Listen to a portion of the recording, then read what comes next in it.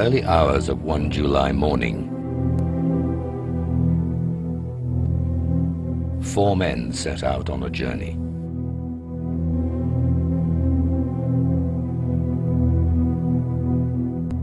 A journey that would end their lives and the lives of many more.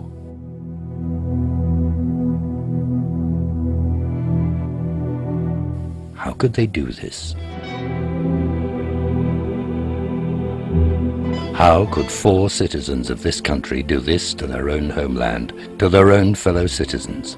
What went into the building of such a degree of hatred and contempt for human life? Their journey ended in violent self-destruction. Our journey begins with the questions. Where do we go from here? What do we do to stop this happening again?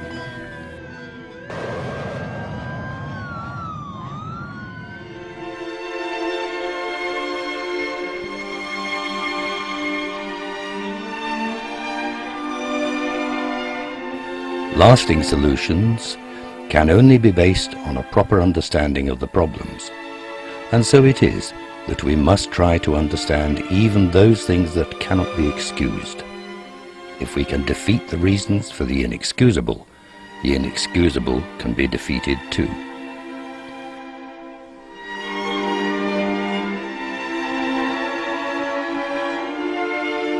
Terrorism is not something new. Acts of random violence in which innocents suffer are not new. Many peoples and nations have had to endure terror.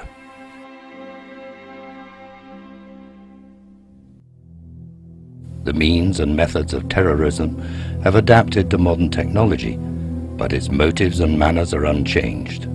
Prejudice, intolerance, impatient contempt for others, and utter disregard for the sanctity of human life.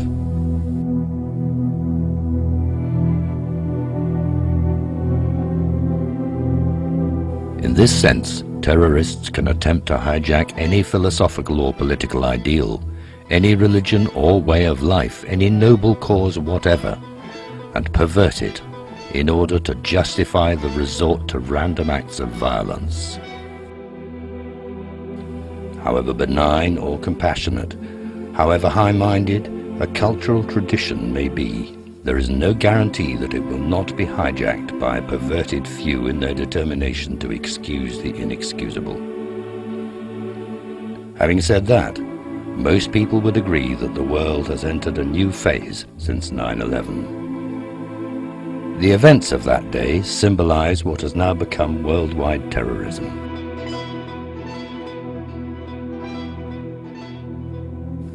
And the agents of this terrorism not only call themselves Muslim, they also claim that their faith allows such acts. Some of them even claim that their faith prescribes such acts.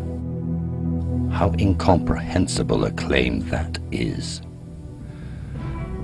For Islam is a faith whose very name means peace. A faith that commands peaceful relations with all, regardless of creed or race or nationality. A faith that tells us that life was created out of compassion.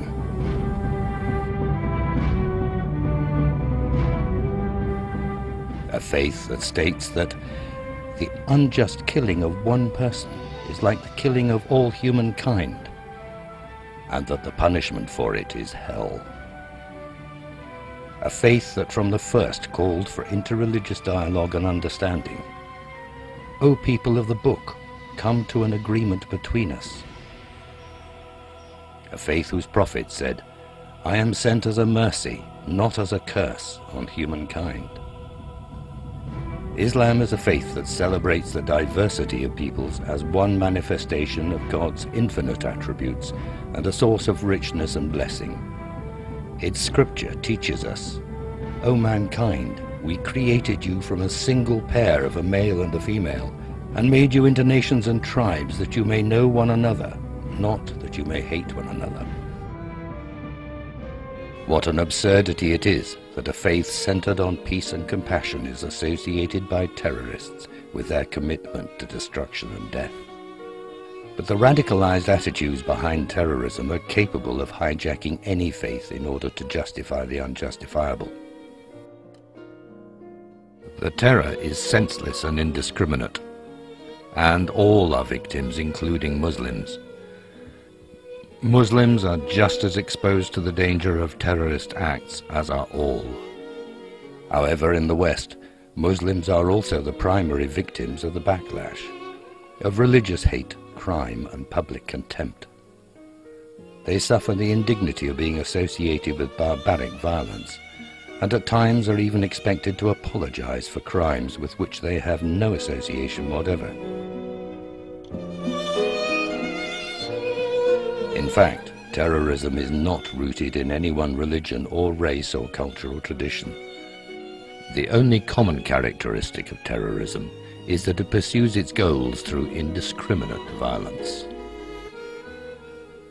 Terrorism does not recognize the inherent value of life, and, being blinded by hatred and rancor, it is incapable of rational thought. There are certain conditions that give rise to hatred and rancor. Over time, and manipulated by misguided people, these conditions can lead to radicalization and nourish terrorist attitudes and rhetoric. In the case of the worldwide terrorism we now face, we can point to a number of conditions as particularly relevant. In the early part of the last century, many peoples engaged in national struggles for independence. Among Muslim populations, Islam was used as a means of motivating people to take up the fight for freedom from foreign occupation. In this way, Islamic identity came to be associated with national or political identity and with patriotic pride.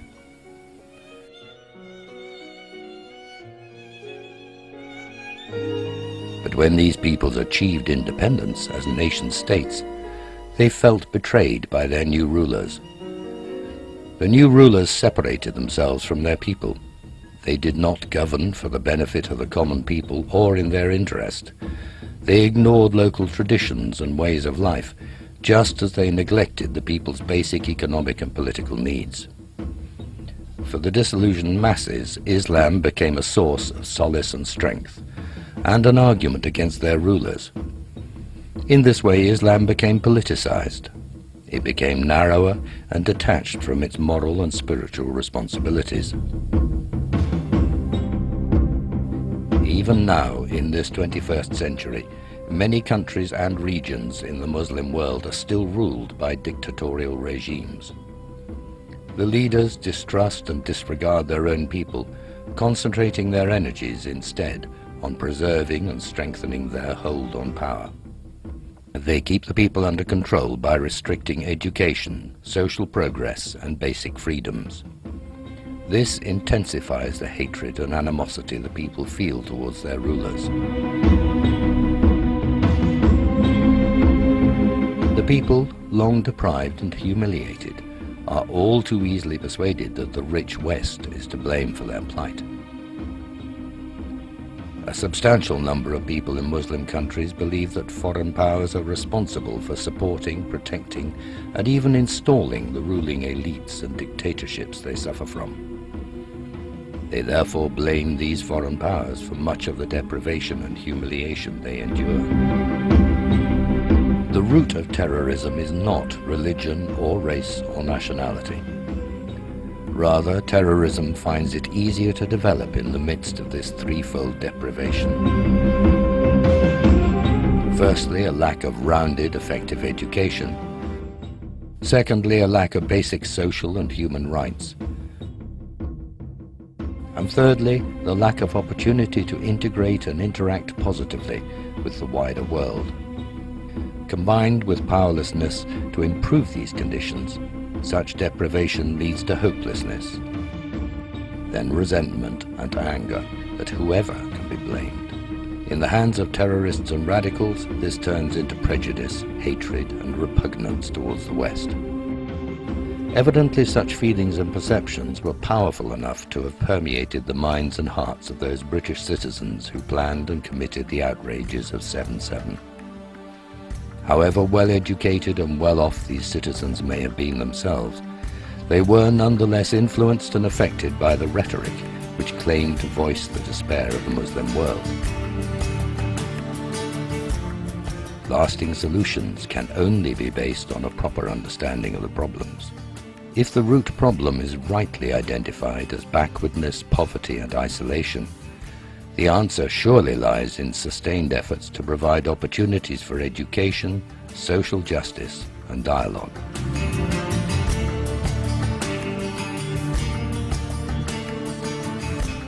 Now let us turn our attention to a community of volunteers numbering millions in Turkey and abroad who are seeking to do just that.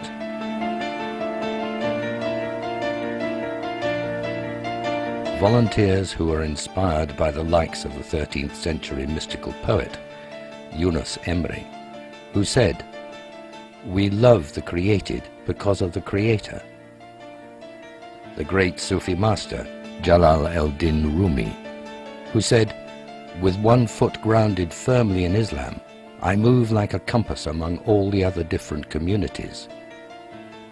And today, Fethullah Gülen, an Islamic scholar and peace activist who teaches, "Be so tolerant that your bosom becomes wide like the ocean. Become inspired with faith and love of human beings. Let there be no troubled souls to whom you do not offer a hand, and about whom you remain unconcerned." Literally millions have been motivated by Fethullah Gülen's positive message of love, peace, education and dialogue.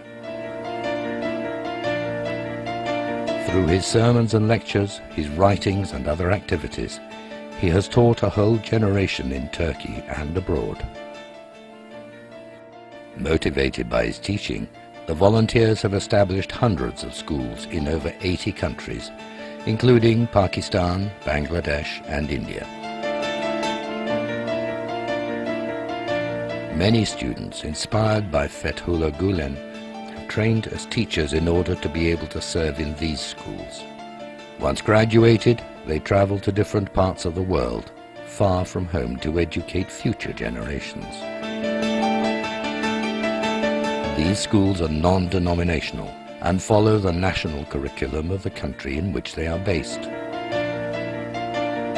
They strive to combine academic excellence with the instruction of sound morals.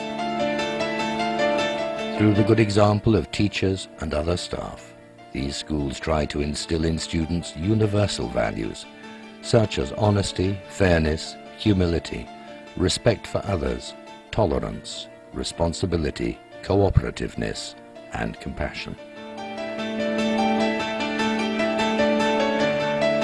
These schools take pride in bringing together students from different backgrounds, faiths, and cultures. For example, in northern Iraq, 6 such schools have been running since 1999. In these schools, Sunni, Shia and Kurdish Iraqis study together the same syllabus in the same classrooms. In Zamboanga, on the southern Philippine island of Mindanao, there is another such school called the Philippine Turkish School of Tolerance. It was founded in 1995 in this very turbulent region, where the population is about half Muslim and half Christian. The school functions as an oasis of peace, with Christian and Muslim students learning side by side.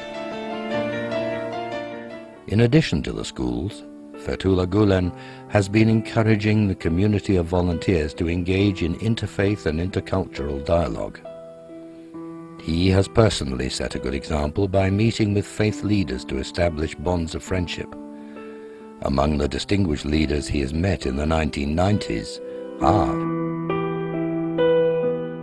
the late Pope John Paul II at the Vatican, the late John O'Connor, Archbishop of New York, Leon Levi, former president of the Jewish Anti-Defamation League, the Patriarch of the Turkish Orthodox Church, the Patriarch of the Turkish Armenian community, and the Chief Rabbi of the Turkish Jewish community. As a result of Gülen's efforts, hundreds of dialogue associations and charities have been founded all over the world. Through these charities, the volunteers come together with people of different faiths and cultural traditions. When the 9/11 attacks took place, Fethullah Gülen was one of the first Islamic scholars to step forward and unequivocally condemn such acts. He said, "Terror can never be used in the name of Islam or for the sake of any Islamic end. Acts such as random killing, suicide bombings and kidnappings are completely forbidden in Islam and can never be undertaken whatever the circumstance or condition.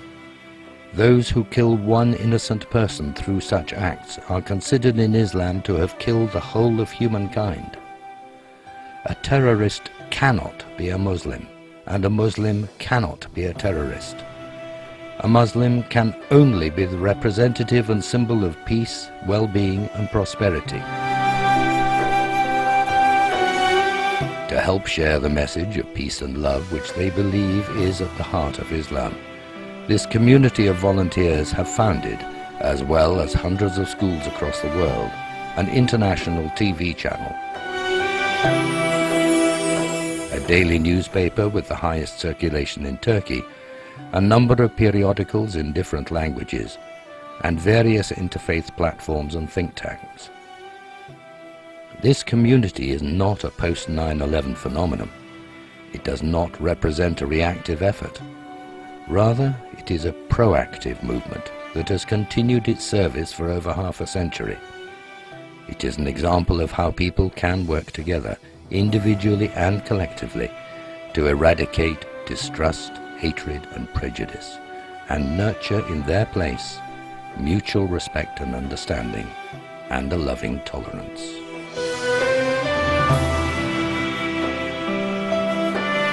In the early hours of one morning, 4 teachers set off on a journey that would change their lives forever, and the lives of many more.